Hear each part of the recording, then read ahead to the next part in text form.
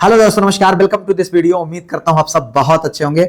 आज आपके सामने है जनरल स्टडीज का प्रैक्टिस सेट नंबर 8। जी हाँ, आप जानते हैं कि मैंने जेआईसी लेक्चरर और जेआईसी एलटी ग्रेड के लिए एक प्रैक्टिस सेट बनाया हुआ है जो आपको शाम को 6 बजे हमारे यूट्यूब चैनल पर मिल जाता है। और साथ ही साथ ये जो प्रैक्टिस सेट मैंने बनाया, इसमें जो क्वेश्चन शामिल किए गए उत्तर प्रदेश लोक सेवा आयोग के द्वारा जो भी अलग अलग परीक्षाएं कराई गई उन्हीं के क्वेश्चन को मैंने यहाँ पर शामिल किया है। साथ ही साथ इसको मैंने जेआईसी एलटी ग्रेड 2018 का जो एग्जाम हुआ था उसका पैटर्न है, उस पर मैंने इसको जो है इस प्रैक्टिस सेट को तैयार किया है। तो इसके माध्यम से आपको एक पूरे कंप्लीट एग्जाम की फीलिंग देने का मैं प्रयास करता हूं। और साथ ही साथ इसमें जो सब्जेक्ट्स हैं वो सारे सब्जेक्ट शामिल हैं जो आपके इस जो है सिलेबस में दिया गया है, किसके, जेआईसी एलटी ग्रेड के। इसमें मैथ को छोड़ करके बाकी सारे सब्जेक्ट शामिल है। तो ये प्रैक्टिस सेट अगर आप जो मैं पढ़ाता हूं उसका पीडीएफ चाहते हैं और इसका जो डिस्क्रिप्टिव मटेरियल जो मैं बोलता हूं और इसके आंसर की और इसके साथ साथ गाइडेंस अगर आप चाहते हैं तो आप हमारा पेड ग्रुप ज्वाइन कर लीजिए, जिसमें इस प्रैक्टिस सेट के अतिरिक्त मैं आगे का जो प्लान है उसको बहुत बेहतरीन तरीके से आपके जीएस को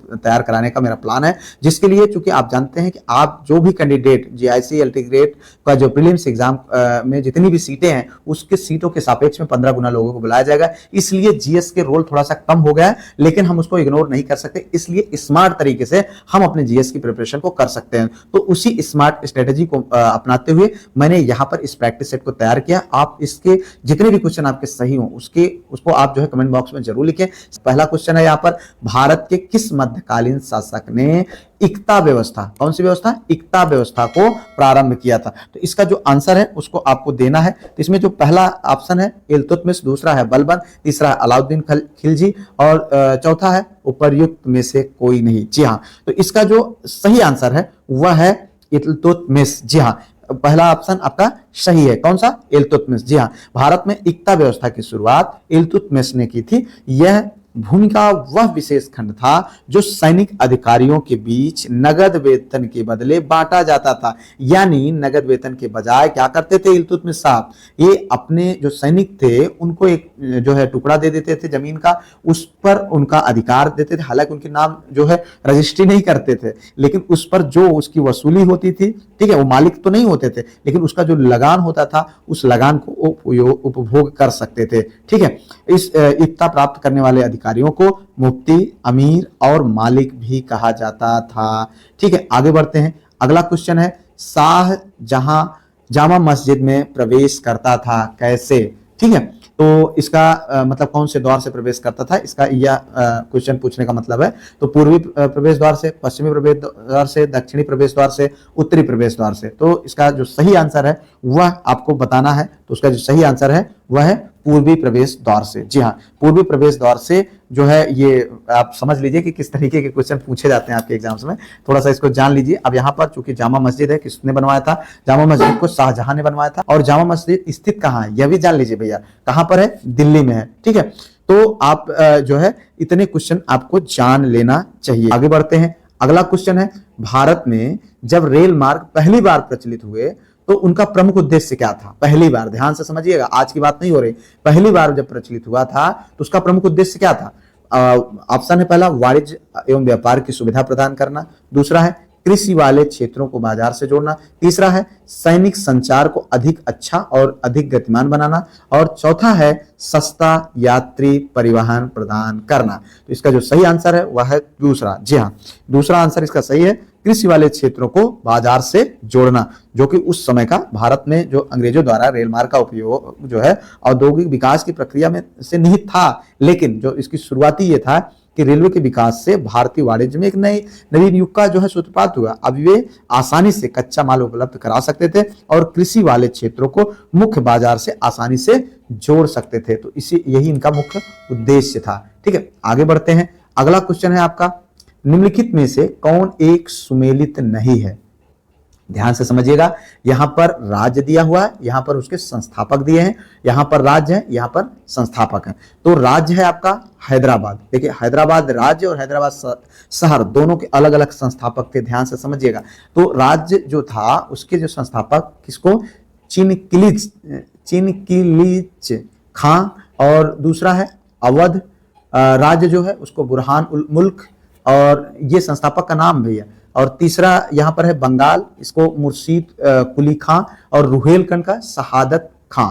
तो ये है, इसमें से आपको बताना है कि कौन सही नहीं है। तो यही सुमेलित सही नहीं है, ध्यान से समझिएगा इस तरीके के क्वेश्चन, इसीलिए जो है यहाँ पर शामिल कर रहा हूं, जिससे कि आप जब पेपर में जाए तो आपको इस तरीके की दिक्कत ना हो। अब ध्यान से थोड़ा सा एक चीज यहाँ पर देखिएगा, हैदराबाद का जो संस्थापक था जिनको चिनकिलिच खां कहा जाता है, उनको चिनकिलिच खां कहा जाता है, इनके और भी नाम थे, ठीक है, कई नाम, इनको कमरुद्दीन, निजामुल मुल्क और आसन शाह भी बोला जाता है, ठीक है। तो ये तो सही है, लेकिन इसका जो यहाँ पर सुमेलित नहीं है ये करके आंसर देना है।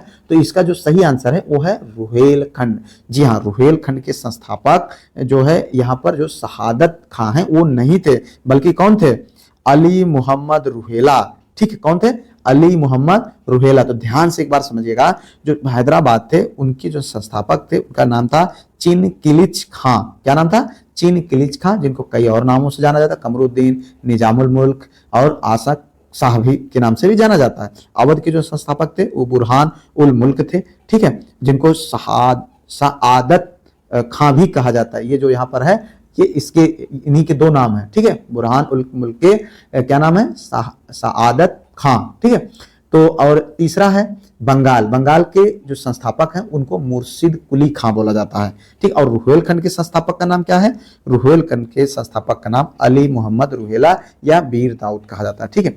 आगे बढ़ते हैं, आपका अगला क्वेश्चन लेते हैं। ऋग्वेद में किसी मंडल का प्रथम सूक्त प्राय किस देवता के लिए है? तो इसका सही आंसर आपको बताना है। पहला ऑप्शन अग्नि, दूसरा इंद्र, तीसरा मित्र, चौथा कोई देवता नहीं। तो इसका सही आंसर है अग्नि। जी हाँ, आगे बढ़ते हैं। अगला क्वेश्चन है, सूची 1 को सूची 2 में सुमेलित कीजिए।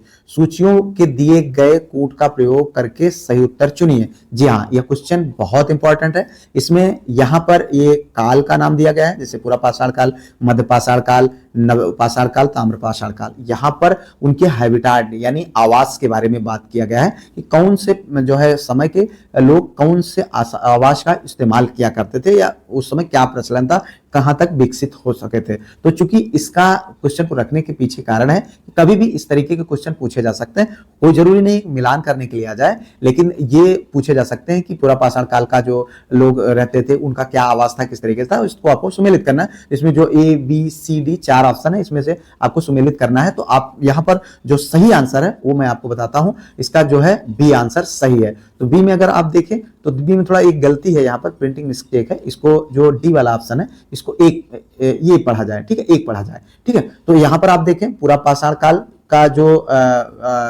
आवास था उसको नदी तट आवास के मतलब था, और मध्य पाषाण काल का शैलाश्रय अधिवास, और नव पाषाण काल का गर्त अधिवास, और ताम्र पाषाण काल का कच्चे एवं पक्के मकान, ठीक है। तो आप थोड़ा सा एक बार फिर से समझ लीजिए, पूरा पाषाण काल का नदी तट अधिवास था, और मध्य पाषाण काल का शैलाश्रय अधिवास, नव पाषाण काल का गर्त अधिवास, और जो है ताम्र पाषाण काल का कच्चे एवं पक्के मकान। देखो यहाँ पर थोड़ा सा कंफ्यूजन होगा, जो कच्चे एवं पक्के हैं ये तो समझ में आ रहा है कि भाई चलो ये लोग थोड़ा तब तक ताम्र पाषाण काल तक थोड़ा विकसित हो गए थे, ये बना लिए। और ये पूरा पाषाण काल वाले नदी अधिवास यानी नदियों के किनारे अपने निवास को बनाया करते थे, जिस जैसे तैसे वहां पर अपना आवास बना। लेकिन ये शैलाश्रय अधिवास क्या है, इसको थोड़ा सा समझने में आपको समस्या हो रही होगी। इसको बोलते हैं रॉक शेल्टर। क्या, चट्टान का आवास, यानी ये चट्टानों में अपनी गुफा बनाकर रहते थे। जी हाँ, वहां पर चट्टानों में अपनी गुफा बना करके वहां पर निवास बनाते थे। और ये जो गर्त आवास है, गर्त आवास को क्या बोलेंगे, गर्त आवास जो है उसको जो है ये लोग गड्ढे खोद करके क्या करते थे, ये नव पाषाण वाले लोग जो है गड्ढे खोद करके वहां पर अंदर जो है अपनी जगह बना करके वहां रहा करते थे। तो इस तरीके से कुछ इनके आवास के नाम रहे जिनको आपको जानना चाहिए। आगे बढ़ते हैं, अगला क्वेश्चन लेते हैं। इंडिया अर्थात भारत राज्यों का एक संघ होगा, यानी भारतीय संविधान में बात कही गई है। यूनियन शब्द किस देश के संविधान से ग्रहण किया गया है? तो आपको बताना है कि यूनियन शब्द कहां से लिया गया, ऑस्ट्रेलिया, स्विट्जरलैंड, कनाडा और संयुक्त राज्य अमेरिका। तो इसका जो सही आंसर है वह क्या है, कनाडा। जी हाँ, कनाडा। इंडिया अर्थात भारत राज्यों का एक संघ होगा, यानी यूनियन शब्द जो कनाडा के संविधान से लिया गया है, ठीक है। तो आप इसको कब ग्रहण किया गया था, संविधान सभा द्वारा 26 नवंबर 1949 को ग्रहण किया गया था, और 26 जनवरी 1950 को लागू कर दिया गया था, ठीक है। आगे बढ़ते हैं, अगला क्वेश्चन है हमारा, भारतीय संविधान की 9वीं अनुसूची किससे संबंधित है? तो यहाँ पर पहला ऑप्शन है राज्य परिषद, दूसरी है भाषा, तीसरी है भूमि सुधार, चौथा है जनजातीय क्षेत्र। जी हाँ, तो इसमें आपको बताना है कि भारतीय संविधान की 9वीं सूची किससे संबंधित है? तो ये है भूमि सुधार से संबंधित। किससे? भूमि सुधार से संबंधित। ठीक है, राज्य भूमि सुधार अधिनियमों को संवैधानिक सुरक्षा प्रदान करने हेतु 9वीं अनुसूची में शामिल किया गया। यह प्रथम संविधान संशोधन 1951 द्वारा जोड़ी गई अनुसूची है। ध्यान से समझिएगा, किसके द्वारा जोड़ी गई है? प्रथम संविधान संशोधन 1951 के द्वारा इसको जोड़ा गया है। ठीक है, तो अब आगे बढ़ते हैं, अगला क्वेश्चन लेते हैं।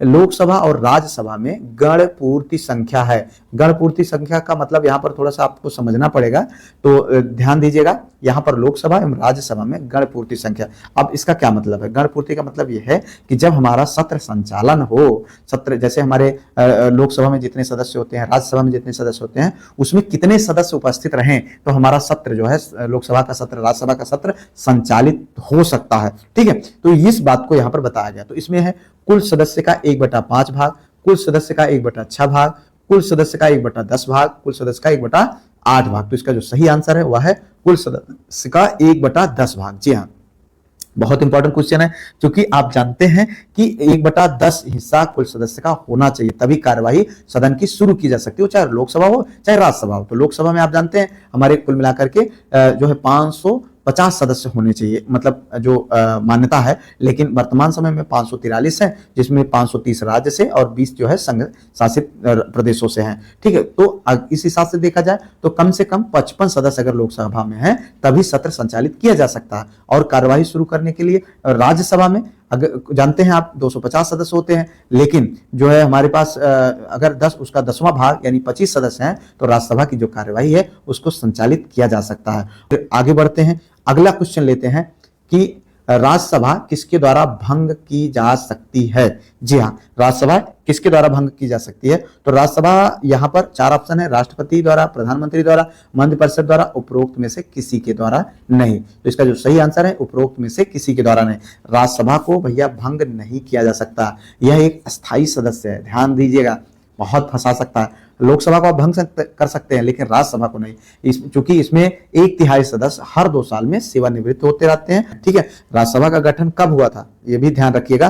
राज्यसभा का गठन 3 अप्रैल 1952 को हुआ था। ठीक है, किसके अंतर्गत? अनुच्छेद 80(1) में इसका उपबंध बनाया गया है और राज्यसभा में अधिकतम 250 सदस्य हो सकते हैं। आगे बढ़ते हैं, अगला क्वेश्चन है, भारत में किसी राज्य का राज्यपाल अपने पद पर कब तक कार्यरत रह सकता है? तो यहाँ पर 4 विकल्प है, 5 वर्ष से कम, 5 वर्ष से अधिक, मात्र राष्ट्रपति के प्रसाद पर्यंत और 5 वर्ष तक। ठीक है, तो 4 ऑप्शन है, इसमें जो सही आंसर है वह है मात्र राष्ट्रपति के प्रसाद पर्यंत। हालांकि जो कार्यकाल होता है जो है राज्यपालों का वो 5 वर्ष तक होता है, लेकिन वो अगर राष्ट्रपति चाहे तो उनको अगले दिन हटा सकता है।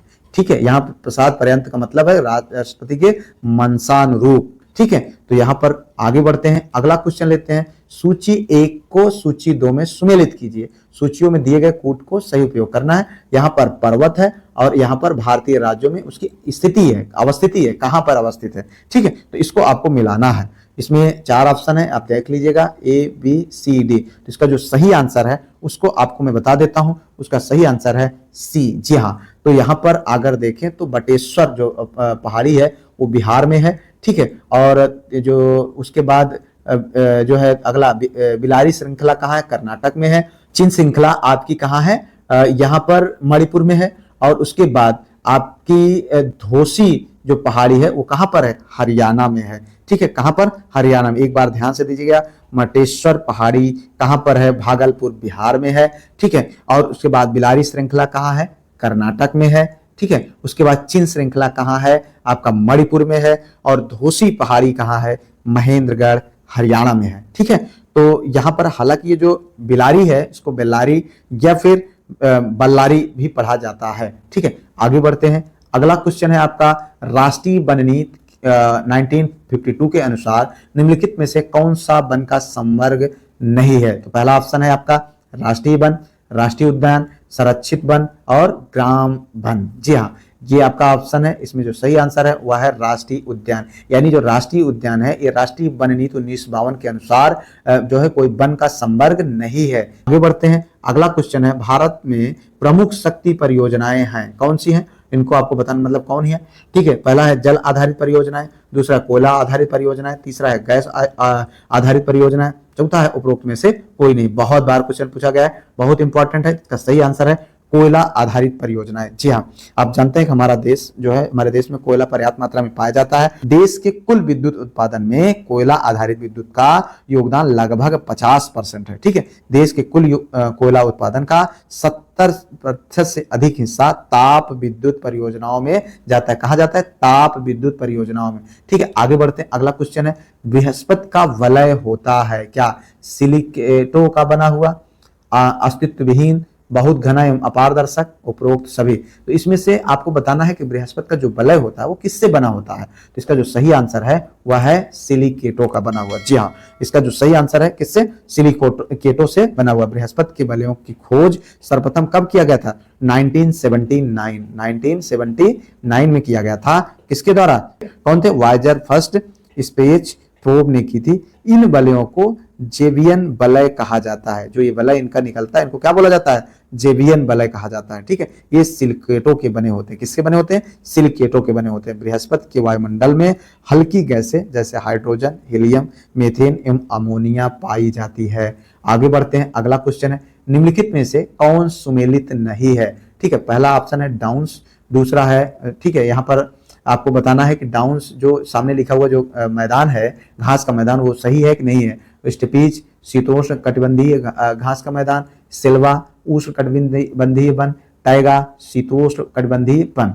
तो इसका जो सही आंसर है वो आपको बताना है। तो इसमें जो सही आंसर है वो है ए, ठीक है। ए आपका क्या है? डाउन्स। डाउन्स जो है उष्ण कटिबंधीय घास का मैदान नहीं है, बल्कि क्या है? डाउन्स ऑस्ट्रेलिया का शीतोष्ण घास का मैदान है। क्या है? शीतोष्ण घास का मैदान है। बाकी ये स्टेपीज और सिल्वा, स्टेपीज जो है शीतोष्ण कटिबंधीय घास का मैदान है और सिल्वा उष्ण कटिबंधीय वन है। टाइगा जो है शीतोष्ण कटिबंधीय वन है। तो डाउन्स को ध्यान रखें, डाउन्स उष्ण कटिबंधीय वन नहीं। ऐसे क्वेश्चन बनते भैया, पूछे जा सकते हैं, इसलिए इसको ध्यान रखना, ठीक है। बल्कि ये क्या है? शीतोष्ण घास का मैदान, उष्ण नहीं बल्कि शीतोष्ण, ठीक। कहां पर है? ऑस्ट्रेलिया में। आगे बढ़ते हैं, अगला क्वेश्चन है, निम्नलिखित वृक्षों में कौन पारिस्थितिकी मित्र नहीं है? इसका जो सही आंसर है वो आपको बताना है। बबूल, यूकेलिप्टिस, नीम और पीपल। भैया यहाँ पर सही आंसर है यूकेलिप्टिस, क्योंकि बहुत पानी पीता है, मारता है, एकदम सोख डालता है, क्योंकि इसे इसीलिए पारिस्थितिकी का मित्र नहीं बल्कि शत्रु बोला जाता है। किसको? यूकेलिप्टिस का। आगे बढ़ते हैं, अगला क्वेश्चन है, निम्नलिखित में से कौन सही सुमेलित नहीं है? तो यहाँ पर राष्ट्रीय उद्यान है, अगला यहाँ पर राज्य है, ठीक है। बांदीपुर राष्ट्रीय उद्यान कहाँ पर है? कर्नाटक में। सिमलीपाल उड़ीसा में है। राजाजी राष्ट्रीय उद्यान कहां पर है? उत्तराखंड में। पिन वैली जम्मू कश्मीर में। तो आपको बताना है इसमें कौन सही सुमेलित नहीं है। भैया ये नहीं वाले बहुत क्वेश्चन आते हैं, तो कभी घबराइएगा नहीं, इसको बड़े ध्यान से पढ़ें और निश्चित तौर पर सारा ऑप्शन आपको सही मिल जाएगा। इसका जो सही आंसर है वह है डी। जी हाँ, पिन वैली कहां पर है? पिन वैली भैया हिमाचल प्रदेश में है, जम्मू कश्मीर में नहीं है। बाकी राजाजीपुरम, राजाजी उत्तराखंड में है, बांदीपुर कर्नाटक में है, सिमलीपाल उड़ीसा में है, ठीक है। आगे बढ़ते हैं, अगला क्वेश्चन है आपका, यहाँ पर निम्नलिखित में से कौन ऊष्मा का सर्वोत्तम चालक है? सही आंसर इसका आपको बताना है। पहला ऑप्शन है जल, दूसरा पारा, तीसरा लकड़ी, चौथा है चमड़ा, ठीक है। तो इसका आपको बताना है सही आंसर। इसका सही आंसर है पारा। जी हाँ, पारा क्या है कि जो है ऊष्मा का सर्वोत्तम जो है चालक है, ठीक है। इसको अंग्रेजी मरकरी बोलते हैं। यह सामान्य ताप पर यह द्रव्य अवस्था में पाया जाता है, ठीक है। इसका ऊष्मीय प्रसार दर उच्च होता है, अतः इसका प्रयोग तापमापी यंत्रों में किया जाता है। कौन से यंत्र? बैरोमीटर, मैनोमीटर, थर्मामीटर में इसका प्रयोग किया जाता है। किसका? पारा का, ठीक है। आगे बढ़ते हैं, अगला क्वेश्चन है, निम्नलिखित में से कौन सा पदार्थ सर्वाधिक मजबूत होता है? पहला ऑप्शन है जर्मन सिल्वर, दूसरा है पीतल, तीसरा स्टील, चौथा ग्रेफिन। तो इसका जो सही आंसर है वह है ग्रेफिन। अब भैया ध्यान दीजिएगा, ग्रेफिन की खोज किसने किया था? आंद्रे जीव व कोंस्टांटिन ने किया था। कब किया था? 2004 में किया था, ठीक है। और इस जो है इसके लिए इनको 2010 में भौतिकी के नोबेल पुरस्कार से सम्मानित किया गया था, ठीक है। ग्रेफिन न केवल बेहद पतला बल्कि यह अब तक खोदे गए पदार्थों में सर्वाधिक मजबूत है, ठीक है। ग्रेफिन जो है विद्युत का उत्तम चालक है। इसमें विद्युत हास भी ना के बराबर होता है, इसलिए इसका प्रयोग जो है कंप्यूटर चिप, टच स्क्रीन व विभिन्न संचार उपकरणों में किया जाता है। आगे बढ़ते हैं, अगला क्वेश्चन है मानव शरीर में सबसे मजबूत मांसपेशियां कहाँ की होती हैं? तो पहला ऑप्शन है जबड़े का, दूसरा जांग में, तीसरा गर्दन में, चौथा हाथों में। बहुत आसान क्वेश्चन है, आपको बताना है। तो इसका सही आंसर है जबड़े में। जी हाँ, तो मानव शरीर में सबसे मजबूत मांसपेशियां कहाँ की पाई जाती हैं? जबड़े की। आगे बढ़ते हैं, अगला क्वेश्चन है निम्नलिखित में से कौन सा विटामिन सी का सबसे अच्छा स्रोत है? तो पहला ऑप्शन है संतरा, दूसरा सेब, तीसरा गाजर, चौथा आंवला। तो इसका सही आंसर है आंवला। जी हाँ, आंवला जो है विटामिन सी का सर्वोत्तम मतलब सबसे अच्छा स्रोत है। और विटामिन सी के स्रोत सभी खट्टे रसदार फलों में पाए जाते हैं, जैसे करौदा हो गया, नींबू हो गया, अमरूद हो गया, मौसमी हो गया इत्यादि। ठीक है, विटामिन सी को स्कैर्बिक एसिड के नाम से भी जाना जाता है। किसके नाम से? स्कैर्बिक एसिड। अब अगला क्वेश्चन है जार्विक सेवन है, क्या है भैया जार्विक सेवन? ऑप्शन है इलेक्ट्रॉनिक पैर, पेसमेकर, कृत्रिम हृदय और कृत्रिम आंख। तो इसका सही आंसर है कृत्रिम हृदय। जी हाँ, इसको जो है विलियम जोहान कोल्फ और रॉबर्ट जार्विक तथा उसकी टीम ने बनाया था। किसने बनाया था? रॉबर्ट जार्विक एवं उनकी टीम, और एक साथ में नाम था विलियम जोहान कोल्फ। ठीक है, आगे बढ़ते हैं, अगला क्वेश्चन है आपका राष्ट्रीय सकल उत्पाद, जिनको जो है जिसका शॉर्ट फॉर्म है जीएनपी। क्या नाम है? जीएनपी, यानी ग्रॉस नेशनल प्रोडक्ट। क्या बोला जाता है? Gross national product. किसके बराबर होता है यहाँ पर आपको बताना है। तो जो है यहाँ पर आपका जो ऑप्शन है प्रयोज्य आय, ठीक है, दूसरा है शुद्ध राष्ट्रीय उत्पाद प्लस घिसावट, सकल राष्ट्रीय उत्पाद प्लस घिसावट, और सकल घरेलू व्यय प्लस प्रत्यक्ष कर। तो इसका जो सही आंसर है वो आपको बताना है, वो है शुद्ध राष्ट्रीय उत्पाद प्लस घिसावट। जी हाँ, बी आंसर आपका सही है। ठीक है, तो आप जानते हैं सकल राष्ट्रीय उत्पाद में एक देश में सभी नागरिकों द्वारा उत्पादित आर्थिक उत्पादन को शामिल किया जाता है, चाहे वह नागरिक राष्ट्रीय सीमा के भीतर स्थापित हो या फिर विदेश में। जी हाँ, आगे बढ़ते हैं, अगला क्वेश्चन है संघीय सरकार के बजटों में राजकोषीय घाटे के बड़े भाग की पूर्ति की जाती है। तो इसका आंसर आपको बताना है। पहला है कर आगम से, दूसरा घरेलू उधारों से, तीसरा है विदेशी उधारों से, चौथा है कागजी मुद्रा छाप से। तो इसका सही आंसर आपको बताना है। क्या है सही आंसर इसका? घरेलू उधारों से। जी हाँ, क्या है आंसर? घरेलू उधारों से। संघीय सरकार के बजटों में राजकोषीय घाटे के बड़े भाग की पूर्ति जो है घरेलू उधारों से होती है। आगे बढ़ते हैं, अगला क्वेश्चन है निम्नलिखित अंतरराष्ट्रीय संगठनों पर विचार कीजिए। और विचार कैसे करना है भैया?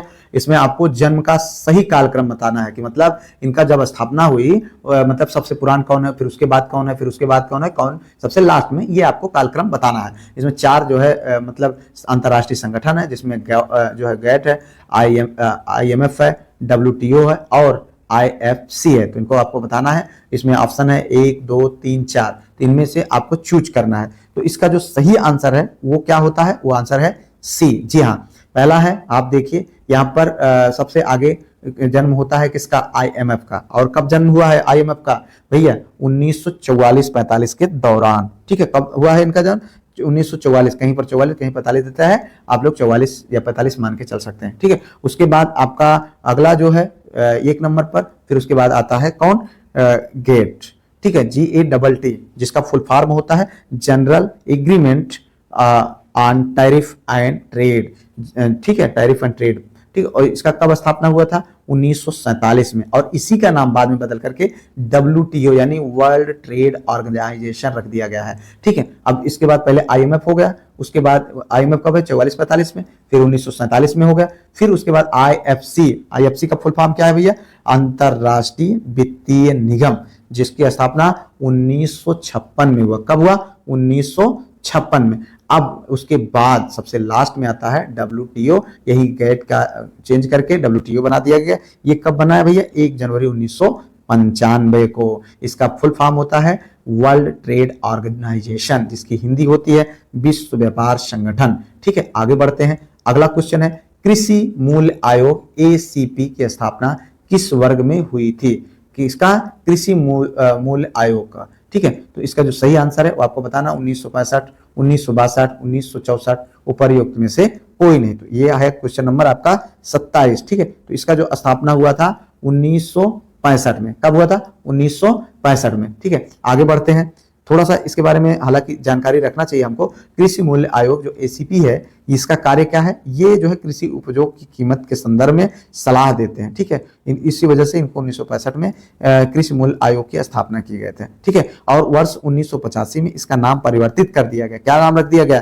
कृषि लागत एवं मूल्य आयोग, ठीक है। इसका मुख्यालय कहाँ है? दिल्ली में है। कहाँ है? दिल्ली में। सैद्धांतिक रूप से सरकार इसके सुझाव के अनुसार ही कृषिगत उत्पादों में MSP की घोषणा करती है। आगे बढ़ते हैं। अगला क्वेश्चन है आपका, भारत के निम्नलिखित राज्यों में से किसका जनसंख्या की दृष्टि से द्वितीय तथा क्षेत्रफल की दृष्टि से तृतीय स्थान है? ये 2011 के अनुसार, ठीक है। तो ये आपको बताना है। उत्तर प्रदेश, मध्य प्रदेश, आंध्र प्रदेश और महाराष्ट्र। तो सही आंसर क्या है? महाराष्ट्र। कई बार ये क्वेश्चन पूछा जा चुका है, तो इसका सही आंसर है महाराष्ट्र, ठीक है। आप जानते हैं उसके बाद जनसंख्या की दृष्टि से सबसे पहले स्थान पर कौन है? उत्तर प्रदेश है, ठीक है। और क्षेत्रफल की दृष्टि से सबसे पहले स्थान पर कौन है? राजस्थान। आगे बढ़ते हैं। अगला क्वेश्चन है, पंडित दीनदयाल उपाध्याय पशु चिकित्सालय विश्वविद्यालय अवस्थित कहां पर है? भैया फैजाबाद में है, यानी जो अयोध्या है हमारा, मथुरा, बरेली, झांसी में। तो कौन है आपको बताना है। तो इसका जो सही आंसर है वह है बी, यानी मथुरा में। जी हाँ, पंडित दीनदयाल उपाध्याय पशु चिकित्सालय विश्वविद्यालय की स्थापना वर्ष 2001 में मथुरा में की गई थी, जबकि बरेली में इंडियन वेटनरी रिसर्च इंस्टीट्यूट स्थित है, ठीक है। आगे बढ़ते हैं अंतिम क्वेश्चन की ओर। यह है आपका, निम्नलिखित में से कौन सा सही सुमेलित नहीं है? अंगामी नागालैंड, बिरहोर झारखंड, खस अरुणाचल प्रदेश, टोडा तमिलनाडु, ठीक है। ये जनजाति है, ठीक है। आप सोचेंगे ये क्या है भैया, किससे मिलाना है? तो ये एक प्रकार की जनजाति, अंगामी जनजाति कहाँ पाई जाती है? नागालैंड में। बिरहोर कहाँ पाई जाती है? झारखंड में। खस कहाँ पाई जाती है? यहाँ पर बताया गया है खस अरुणाचल प्रदेश में पाई जाती है। और टोडा कहाँ है? तमिलनाडु में, ठीक है। तो इसका जो सही आंसर है, खस जनजाति कहाँ पाई जाती है? अरुणाचल प्रदेश में नहीं भैया, बल्कि ये कहाँ पाई जाती है? उत्तराखंड में। कहाँ पर? उत्तराखंड में। ये सही सुमेलित नहीं बताना आपको। तो अंगामी नागालैंड में, बिरहोर झारखंड में, खस कहाँ पर? उत्तराखंड में। खस कहाँ पर? उत्तराखंड में पाई जाती है, ठीक है। और टोडा जो है तमिलनाडु में पाई जाती है। यहाँ पर खत्म होता है आपके 30 क्वेश्चन का आंसर, ठीक है। उम्मीद करता हूं बहुत कुछ सीखे होंगे। और अभी तक अगर आपने जो पुराने प्रैक्टिस सेट है उनको आपने नहीं जो है अवेल किया है, तो निश्चित तौर पर प्लेलिस्ट मैंने बना दिया है। आप जाकर के वहां से पूरे प्रैक्टिस सेट को आप सॉल्व करना चाहिए, और सॉल्व करेंगे निश्चित तौर पर आपको जो है GS में अच्छा स्कोर करने से कोई रोक नहीं सकता है। फिलहाल मिलते हैं किसी और वीडियो में किसी और टॉपिक पर। तब तक के लिए जय Hind, Vande Mataram, best of luck.